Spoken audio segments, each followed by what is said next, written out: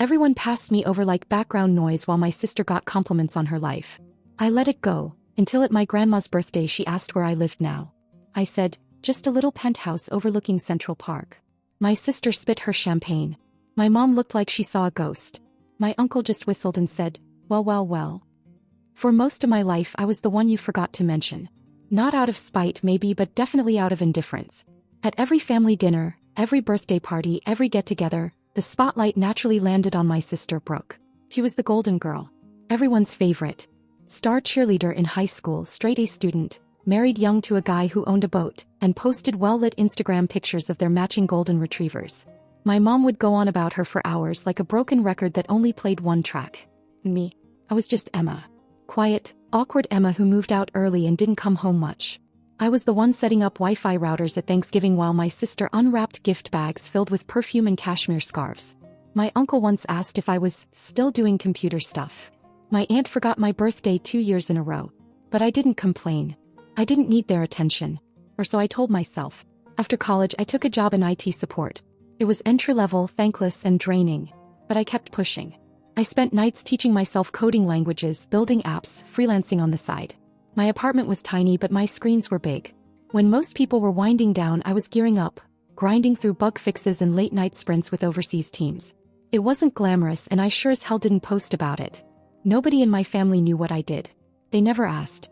One time when I tried to explain a new job title I'd gotten, my dad cut me off to ask Brooke about her yoga retreat in Sedona. The funny part? That new job paid me more in bonuses than Brooke's husband made all year. So I kept it to myself. I built my own little empire in silence. Promotions came. So did recruiters.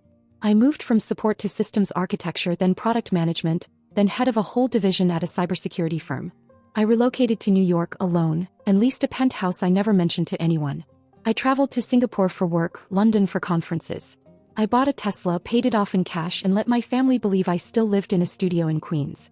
They didn't care so I didn't bother. But then my grandma turned 80 and there was no skipping that party. I flew back in on a red-eye. Didn't say a word to anyone.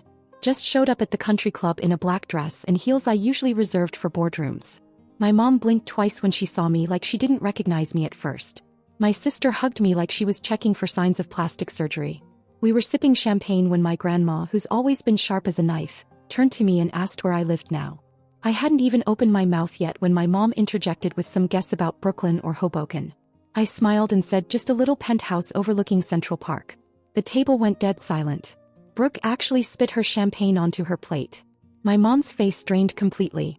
My uncle let out this low whistle and muttered, well, well, well. And just like that they all saw me. But that was just the beginning.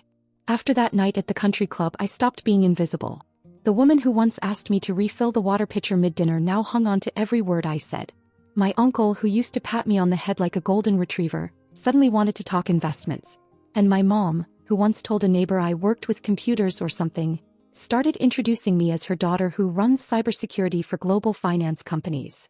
That wasn't even technically true, but I didn't bother correcting her. Brooke. Oh, Brooke. She texted me the next morning with a million exclamation points and asked if I was free to grab coffee before I flew back to New York. Said she missed me. Said it had been too long. I stared at the message for a while before replying. Because the last time we'd spoken she told me she didn't have time to deal with my emotional distance when I skipped her gender reveal party. The one I wasn't invited to. But still I met her. We sat at a cafe near my hotel and she launched right into a monologue about how hard life had been lately. Her husband's new startup was flopping. The baby wasn't sleeping. He was stressed. Exhausted. She mentioned 3 times how expensive daycare was. I just nodded and listened. Then she tilted her head and said, "You're lucky you don't have to worry about money anymore." It wasn't even a question. From there it snowballed. Suddenly, everyone had a reason to call. Brooke needed help covering the cost of the new SUV. Something about safety features and financing delays. My mom called about her kitchen. She was so close to finally doing that renovation and wanted to know if I could help, just to get it over the finish line. My dad's knee surgery wasn't going to be covered in full. He didn't want to ask, of course. But maybe I could do it for him. Just this once. I said yes. Every time. Not because I didn't see what was happening, but because I wanted it to be something else. I wanted to believe they'd changed. That they cared. That finally, after years of being a side character in my own family, I was being seen, respected, appreciated. And in a way I was. We had dinners again. Group chats that used to have just Brooke and my parents now had my name at the top. Brooke started tagging me in Facebook posts. My mom called me her lifesaver. My dad even asked if I'd teach him about crypto, which was hilarious because he still wrote checks at the grocery store. For a while it worked. I was on cloud 9, floating on the illusion that my family actually loved me back. I didn't count the money. I didn't track the transfers. I didn't question anything. Until the day I got a call from my grandma. She never called me unless something was wrong. She was sharp, always had been. Saw through things most people didn't. She was the only one in the family who never made me feel small. That day her voice was quiet. Not frail, just hesitant. She asked if I had a moment to talk, then paused. Then she said something that shifted everything. "Emma, I need to tell you something. And I don't think you're going to like it." I held my breath. She told me she'd overheard a conversation. Brooke, my mom and my dad. In the backyard after a barbecue, talking about me. About how I'd finally become useful. About how it was about time I paid back for all those years of doing nothing. About how they should keep her close, at least until the kitchen's done and the SUV's paid off. She told me. Brooke laughed and said, "Emma doesn't even notice. She thinks we care." My grandma said she almost walked out right then but didn't want to cause a scene. My chest burned. Not because I was surprised, but because I wasn't. Not really. I think deep down I always knew, but hearing it out loud made it real. I didn't say anything to my grandma for a long time. Then I thanked her and told her I'd call her later. I hung up, sat down on my designer couch in my sky-high apartment and stared out over Central Park. And that was the moment everything changed. I didn't confront them right away. I know that's what most people expect at that point. A blow-up. A dramatic call. Me storming in and demanding answers. But something in me went quiet instead. Like a switch flipped and suddenly I was outside myself, watching everything from a distance. So I stayed. I smiled. I answered calls. I wanted to see how far it would go now that I knew the truth. The first thing I noticed was how casual the expectations had become. Brooke didn't ask anymore. He just talked. She'd mention expenses the way people mention the weather. Daycare was brutal this month. The car payment was stressing them out. Her husband's business needed just a little push to get over the hump. Every sentence hovered, waiting for me to fill in the gap. My mom did the same thing. She never directly said the words, but she didn't have to. She'd send photos of cabinet samples, countertops, flooring, then follow up with something like, "Isn't it crazy how expensive materials are now?" Or, "We're thinking of doing it while we're still healthy enough to enjoy it." My dad was subtler. He'd call to check in, then drift into stories about friends who retired early, who traveled, who didn't have to worry about medical bills. He'd laugh and say, "Must be nice." Then he'd go quiet, like he was waiting for me to volunteer something. And I always did. At least I used to. After my grandmother's call, I stopped sending money. I didn't announce it. I didn't explain. I just didn't do it. I kept everything else the same. Same tone. Same availability. Same warmth. I wanted to see if they'd notice the absence before they noticed me. They didn't. Not at first. What they did notice was Christmas coming up. They insisted I come early this year. Said it had been too long since we'd all been together properly. Brooke said the baby needed to see her aunt more. My mom said it wouldn't feel right without me there. I booked the flight. When I arrived, everything was picture perfect. The house smelled like cinnamon and pine. Music played softly. My mom hugged me longer than usual. Brooke kept touching my arm when she talked, like we were suddenly close. My dad poured me a drink and asked about New York, about work, about my view. They were performing. All of them. I watched it happen in real time. Dinner was loud and cheerful. Gifts were exchanged. Mine were extravagant like always. I noticed how no one looked uncomfortable taking them anymore. That used to bother me. This time it didn't. After dessert, my mom suggested coffee in the living room. Everyone migrated there, settling into their usual spots. Brooke kicked her feet up. My dad loosened his collar. It felt like the end of a long play, the moment where the actors relax because the audience is still applauding. That's when I spoke. I asked Brooke if she remembered the barbecue a few months back. The one at my parents' place. I asked if she remembered standing in the backyard with mom and dad after everyone else went inside. She froze. Not dramatically. Just enough. My mom said my name like a warning. My dad didn't say anything at all. I told them I knew what they said. I didn't repeat it word for word. I didn't need to. Their faces told me everything. The shock wasn't that I was upset. It was that I knew. My mom started talking immediately. Explaining. Backtracking. Saying things about jokes being taken out of context. About stress. About how families say things they don't mean. I let her talk. Then I told them I understood exactly what our relationship had been. That I wasn't angry anymore. Just finished. That I didn't want to be the solution to their problems or the funding source for their plans. Brooke tried to interrupt. I didn't stop her. I just stood up, put my coat on, and said I was leaving. I told them not to call me to fix things. Not to apologize.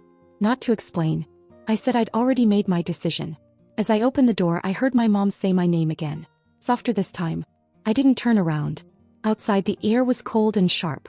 My grandmother was already there, standing on the porch like she'd been waiting. She didn't ask questions. She didn't say she was proud. She just nodded once and got into the car with me. We drove away in silence. For the first time since that night at her birthday party, I didn't feel tense. I didn't feel like I was bracing for the next thing. I thought that was the end of it. I was wrong. I didn't expect anything after that night. No texts. No calls. Nothing. I figured they'd leave it alone, stew in it, maybe gossip about me to each other, but ultimately back off. For a while, that's exactly what happened. Silence. Clean, complete silence. My grandmother stayed in touch, of course. She invited me out to her place in Florida for a week. Just the two of us. No drama, no questions, no casual conversations about anyone's financial situation. We walked the beach every morning and made dinner at home. I hadn't felt that light in years. Then 2 weeks after I got back to New York, something weird happened. I got a call from a recruiter I didn't recognize. He sounded eager, a little too eager. Said he had a client looking for someone to lead a new cybersecurity division. Said my name had come up. Said he'd seen my information on a family-run professional network. I'd apparently joined. I hadn't joined anything. I told him I wasn't interested and hung up. But the call stayed with me. An hour later, I started digging. It took me about 15 minutes to find it. A fake LinkedIn-style profile someone had created using my full name, photo, job history, and a whole lot of exaggerated nonsense. CO titles. Fake endorsements. It was sloppy, but just polished enough to pass if you weren't paying close attention. And it was linked, very obviously, to a new consulting firm run by someone named Matthew Kalman. I had never heard of him, but the website listed my name as a silent partner. There was a phone number. I called it. Guess whose voice answered? My dad. I didn't even give him time to talk. I asked him what the hell he was doing. He stammered, tried to backtrack, said something about just trying to help build something for the family and leveraging our collective success. I hung up. Not 10 minutes later, Brooke called. She said she had nothing to do with it, but that wasn't what set me off. She said, "You don't understand how much we needed this. Things are really hard right now." Like that was a reason. I sent a cease and desist that night. Through my lawyer, who was not cheap. I had to shut down the website, scrub the fake profiles, and deal with the fallout from 2 investors who'd already reached out thinking I was involved. It could have ruined me. But that wasn't even the worst part. The worst part was realizing they didn't just want my money anymore. They wanted my name. They wanted to wear my success like a coat and walk around in it, pretending they'd built something too. I was no longer just a resource. I was their brand. And they didn't think I'd notice. I called my grandmother that night, pacing my apartment, still half in disbelief. She didn't sound surprised. He just said, "I warned you, Emma. They don't love people. They love what people can give them." That stuck with me. After that, I changed everything. New number. New accounts. I wiped my digital presence clean and built it back from scratch with firewalls you'd need a government badge to get through. I stopped answering unknown numbers. I went full ghost. I also left the city for a while. Not forever, just long enough to clear my head. What I didn't expect during that time was the letter. A real one. Handwritten. No return address. Inside was a note. It wasn't signed. But it said, "We didn't mean to hurt you. We were just scared. You're not like us anymore." And taped to the bottom? A photo. It was me. 12 years old, standing at my grandma's kitchen counter, holding a screwdriver and pulling apart an old radio. Everyone else in the background was laughing, distracted, celebrating something. I was the only one looking at the camera. It was my mom who had taken that picture. The message was clear. And it was too late. I didn't respond to the letter. I read it twice slowly, then folded it back up and slid it into the bottom drawer of my desk. I didn't rip it up, but I didn't hold on to it like it meant something either. It felt like a souvenir from a place I didn't live anymore.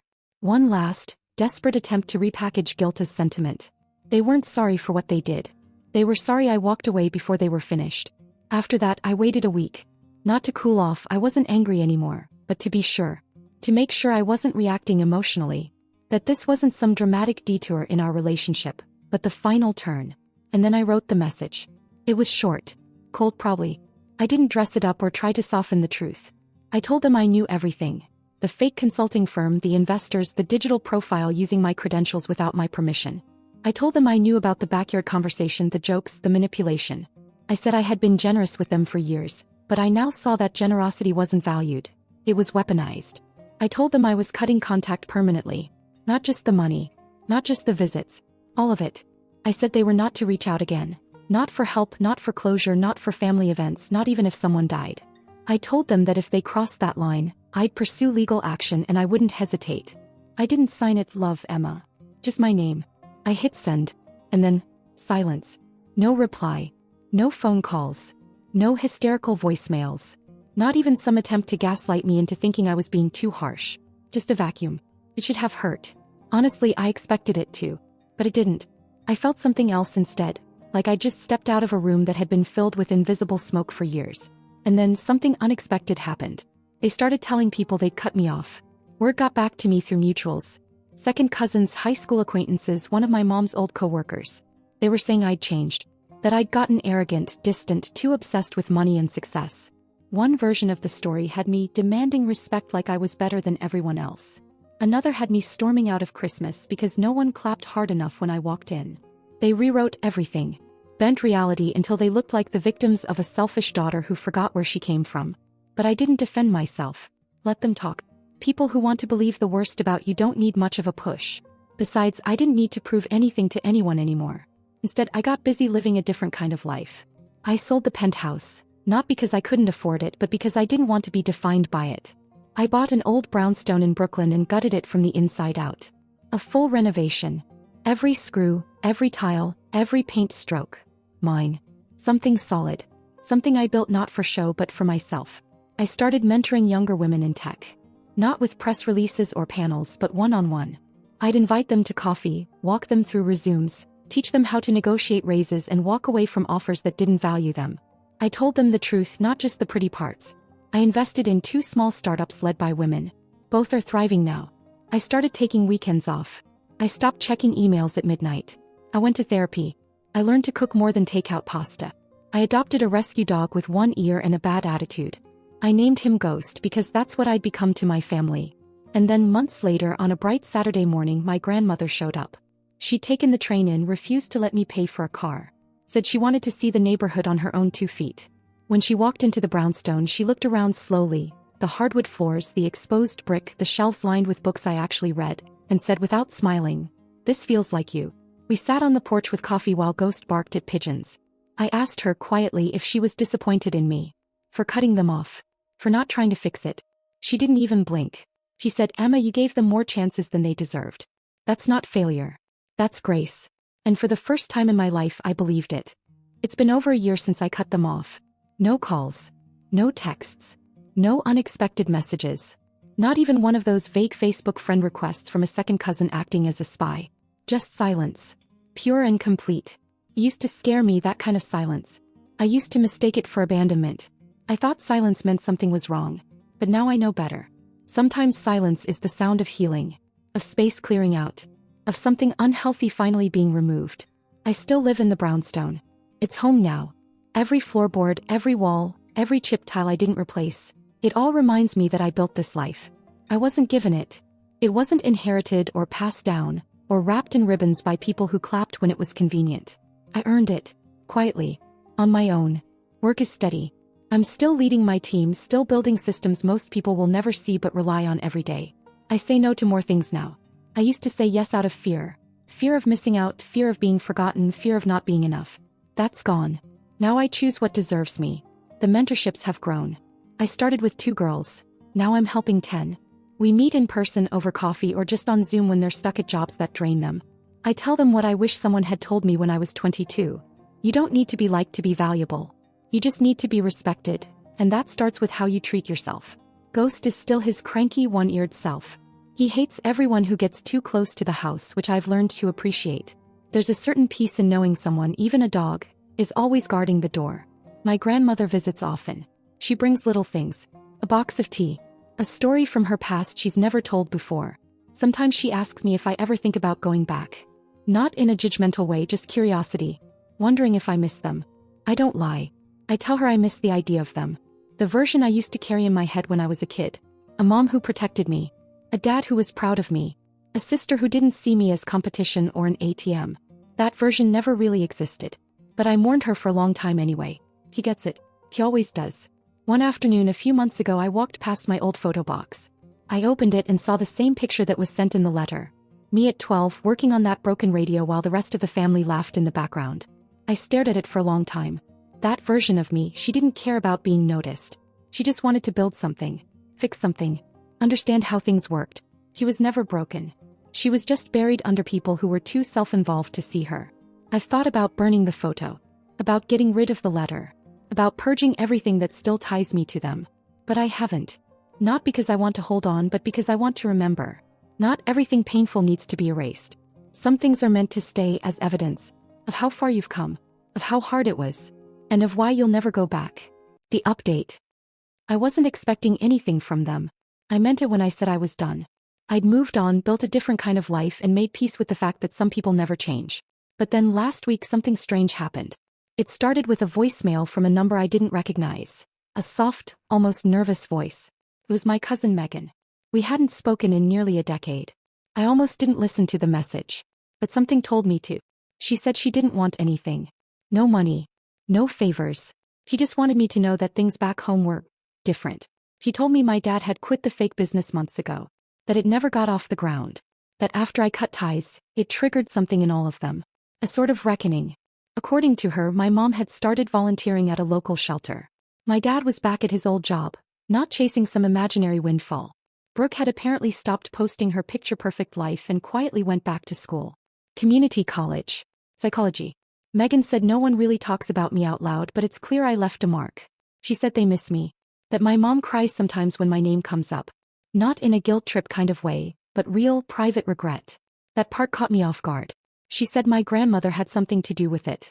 That she didn't let them rewrite the story. That she kept telling them the truth. The version I lived through, not the one they tried to sell to everyone else.